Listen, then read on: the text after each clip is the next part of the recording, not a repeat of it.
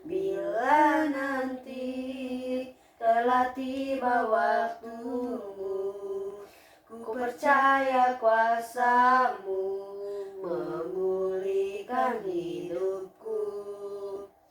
Waktu Tuhan pasti yang terbaik, walau kadang tak mudah dimengerti. Lewati cobaan, ku tetap percaya waktu Tuhan pasti yang terbaik. Bila Kau izinkan sesuatu terjadi, ku percaya semua untuk kebaikanku. Bila nanti telah tiba waktumu, ku percaya kuasa-Mu memulihkan hidupku.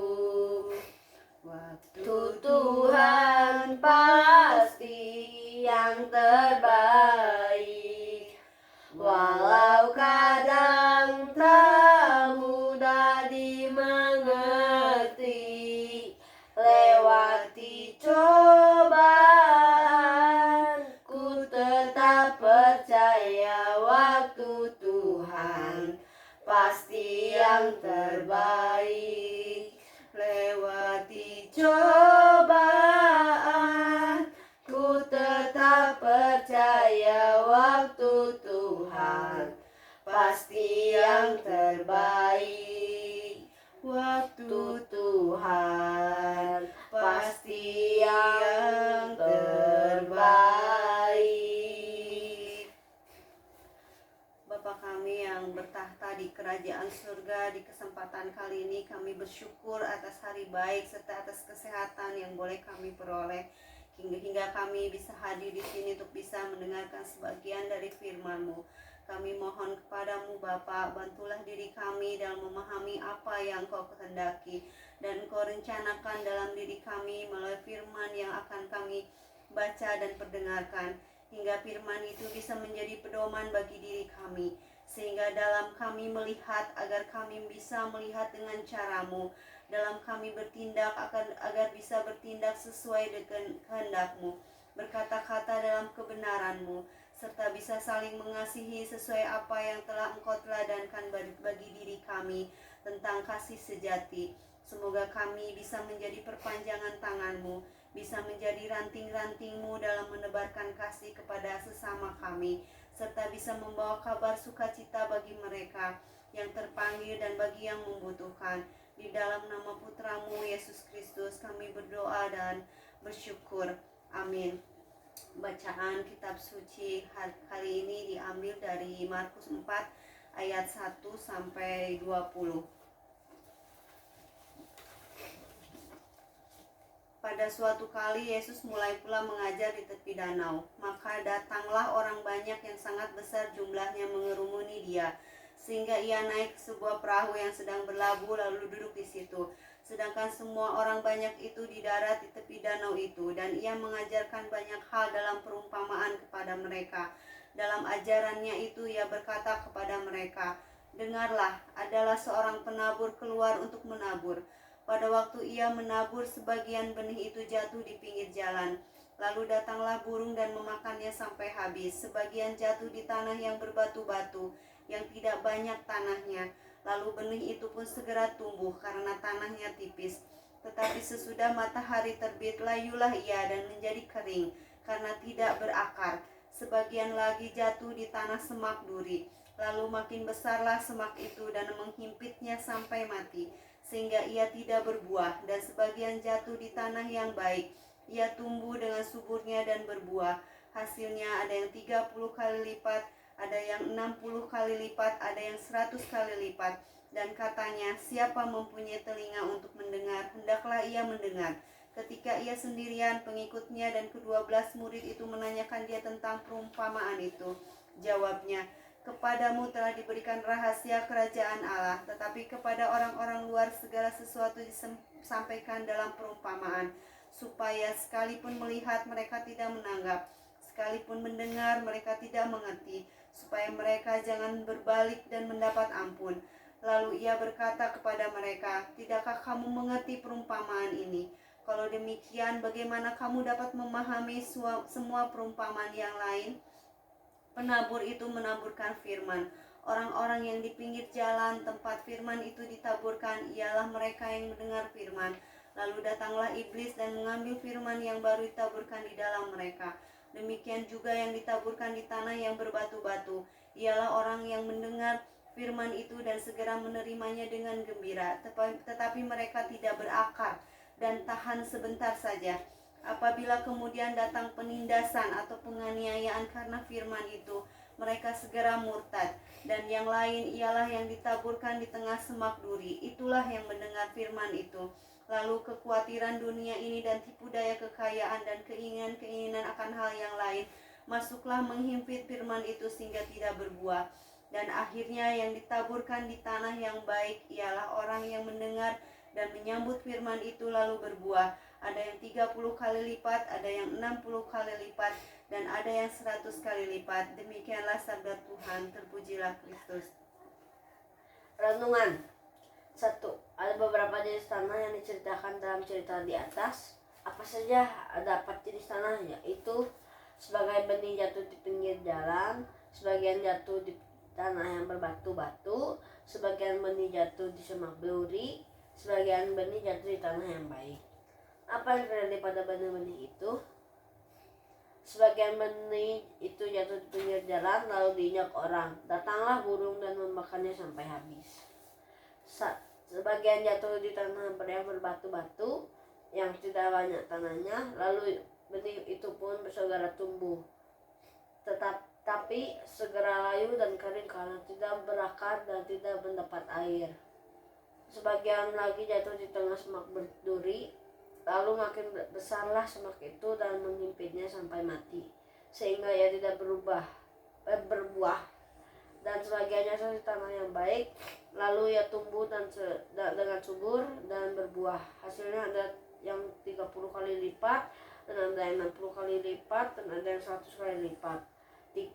Contoh penindasan atau penganiayaan pada firman itu adalah karena memberitahukan kabar baik dan baik ada yang sampai di penjara. Contohnya pada zaman dulu Stefanus sampai meninggal dilempari batu karena memberitakan kabar baik. Contoh kekhawatiran dunia meningkatkan biaya hidup dan tingginya angka pengangguran membuat kita sulit memenuhi kebutuhan pokok. Contohnya tipu daya kekayaan, materialisme, sikap mementingkan uang. 5. Yang saya lakukan agar menjadi tanah yang subur adalah mempunyai hati yang baik, jujur dan kuat. Kita juga membutuhkan kesabaran dan ketekunan. Antologi puisi Penabur. Seorang penabur diiringi isak tangis yang tiada pernah kena putus asa. Dia berjalan menyusuri tanah gersang. Ada yang jatuh di tanah, ada yang jatuh di karang yang terjal, dan ada yang jatuh di semak berkukar. Tiada yang tahu bila kakao bertumbuh. Saat menuai tiba, derai tawariulah terdengar. Bersama-sama kita nikmati upah yang besar di surga. Doa syafaat. Bapa yang di surga, kami berterima kasih atas berkat dan penyertaan-Mu, sehingga pada kesempatan ini kami bisa berkumpul bersama untuk memuliakan nama-Mu. Bapak, kami juga mau berdoa buat gereja kami, semoga jiwa-jiwa baru bisa beribadah bersama kami. Kami mohon agar pelayan-Mu, semua jemaat-Mu senantiasa Kau berikan kekuatan untuk terus memberikan pelayanan terbaik untuk-Mu. Bapak, kami juga berdoa untuk kedua orang tua saya, semoga Engkau selalu memberikan kesehatan, diberikan perlindungan dimanapun mereka berada, dan semoga kedua orang tua saya bisa menjadi teladan, dan semoga mereka juga semakin bertumbuh di dalam Kau seperti seorang penabur yang menabur benihnya di tempat yang baik. Buat kami sendiri, saya mohonnya Bapa, semoga hamba bisa menjadi pelaku firman-Mu dan bukan hanya sebagai pendengar saja, semakin berakar dan bertumbuh di dalam Kau. Tak luput kami juga berdoa agar penyakit corona ini bisa segera hilang dari muka bumi ini, sehingga kehidupan bisa berjalan pulih sebagaimana mestinya. Bagi saudara kami yang terbaring sakit, pulihkan. Bagi saudara kami yang kehilangan pekerjaan karena pandemi, gantilah baginya kehidupan yang layak. Bagi ibu, bapak guru, berikan kesabaran dalam mengajar kami. Semoga Engkau mendengar apa yang menjadi permohonan kami. Amin.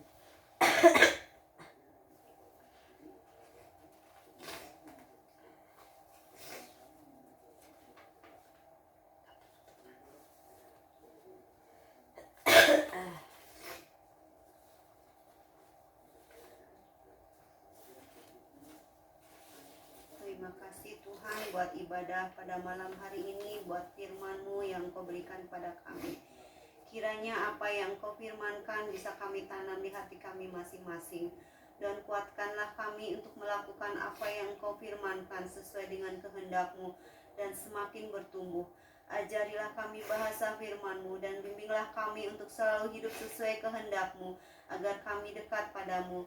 Di dalam nama Tuhan Yesus Kristus kami berdoa dan mengucap syukur. Amin. Ku cinta Yesus, sungguh aku cinta Yesus, karena Yesus sudah lebih dulu mencintai aku. Ku cinta Yesus, sungguh aku cinta Yesus, karena Yesus sudah lebih dulu mencintai aku. Ku mengasihi-Mu Tuhan, ku mencintai-Mu Yesus, lebih dari segalanya. Ku cinta Yesus, sungguh aku cinta Yesus, karena Yesus sudah lebih dulu mencintai aku. Karena Yesus sudah lebih dulu mencintai aku. Karena Yesus sudah lebih dulu mencintai aku.